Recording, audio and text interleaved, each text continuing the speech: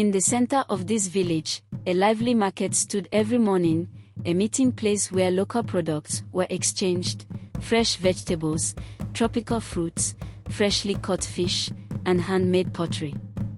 Among all the merchants, there was one who always drew more people, a vegetable seller named Amina. She was there every morning, before dawn, at her vegetable stall, ready to serve the villagers. Her produce was of unparalleled freshness, and every customer left with a full basket and a smile, satisfied with the quality of her vegetables. Yet, despite her kindness and dedication, there was something strange about this seller. Amina was a solitary figure. Although she was always present at the market, none of the villagers seemed to really know her. No one had ever seen her outside the market. No one ever spoke of her elsewhere, and yet, every morning, her vegetables were there, always fresh, always perfect. Amina seemed to appear out of nowhere and vanish into thin air, like a dream you forget as it fades.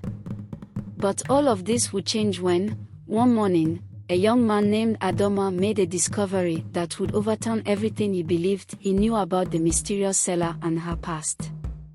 If you enjoy mysterious and captivating stories, hit like and share your thoughts in the comments. Adama, a young man from the village, often passed by the market every morning as he returned from his trips to the nearby forest. Like many others, he had noticed Amina's constant presence at the market, but something about her intrigued him. Every morning, she arrived before sunrise, arranged her vegetables with impressive precision, but always remained solitary. While the other merchants chatted and laughed together, Amina always stayed distant, as if she didn't entirely belong to this world.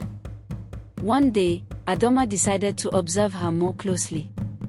He hid behind a nearby store, intrigued by the fact that Amina seemed always present but never really there. As he watched her carefully, he noticed something even more unsettling: her vegetables remained flawless, regardless of the heat or wind. Other merchants often complained about the scorching heat that withered their produce in a matter of hours, but Amina's vegetables never withered. The freshness of her tomatoes, the shine of her onions, and the vibrant color of her spinach seemed to defy nature itself. Another strange thing he noticed was that she never seemed to converse with her fellow merchants. She always remained silent, a fixed smile on her face. Yet every time a customer approached, she served them with remarkable kindness and efficiency. There was nothing particularly odd about her behavior, but the atmosphere around her seemed different, as if she belonged to another world. Adama decided to approach her, but when he turned around to ask her a question, Amina had disappeared. She was no longer there, as if she had vanished in a matter of seconds. Adama searched everywhere, but there was no trace of her.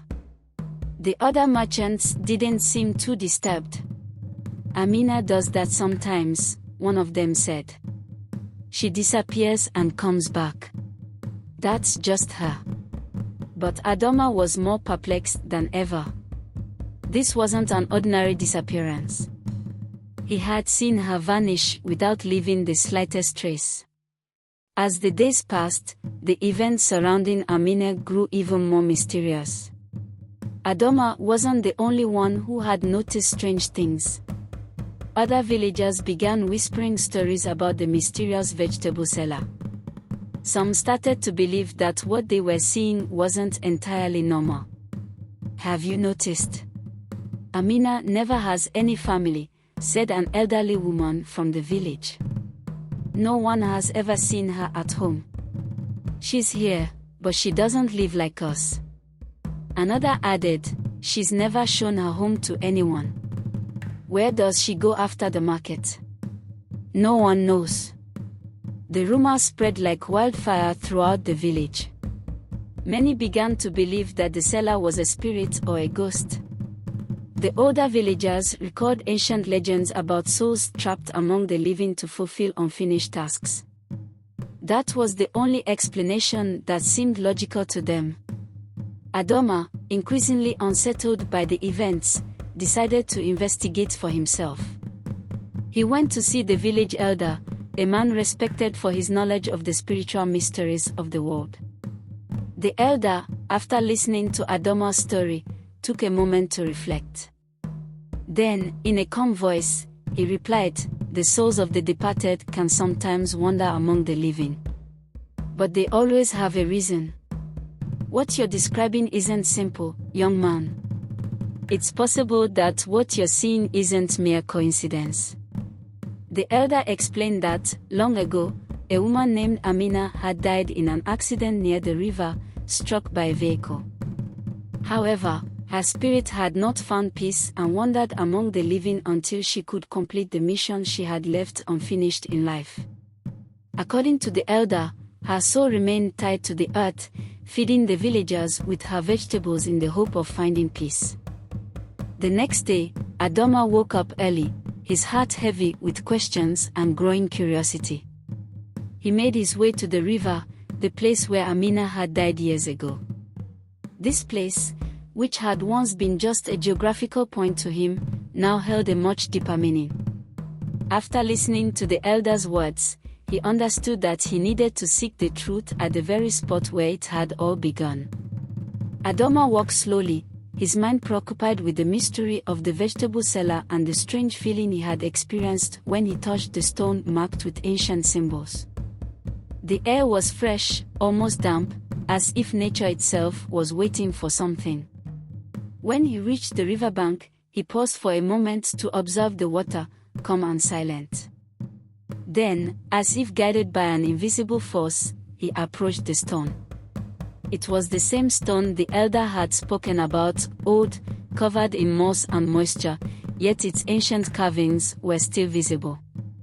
He placed his hand on the stone and closed his eyes, immediately feeling a strange energy coursing through his body. A faint mist, almost imperceptible, began to rise from the ground, floating gently over the water, as if the river itself was alive and breathing.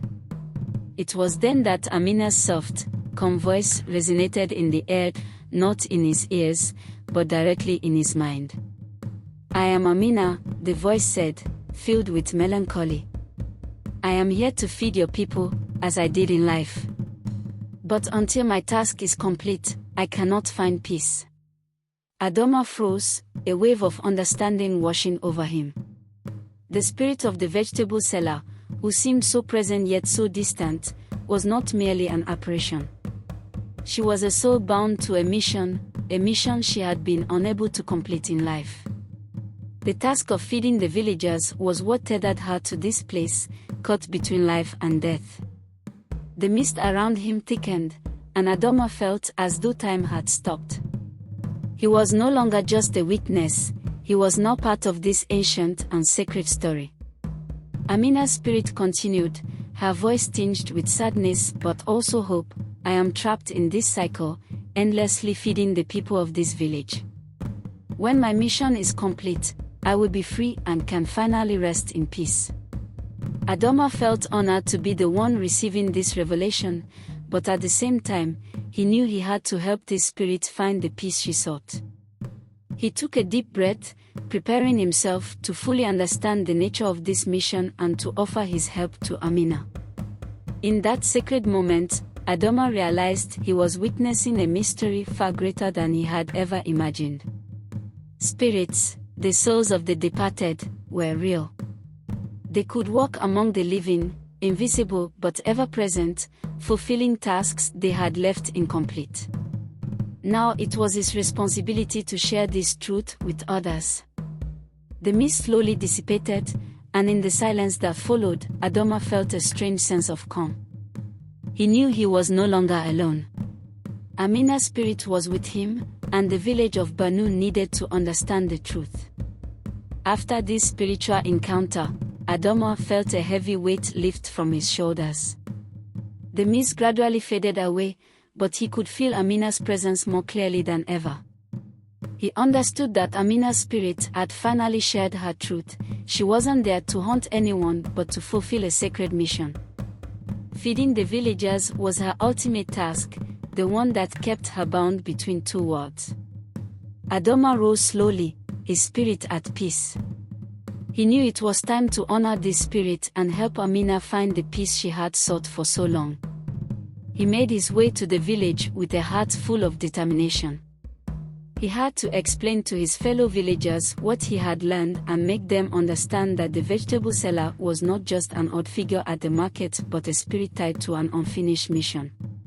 When Adama arrived at the market that morning, he did not find Amina at her store.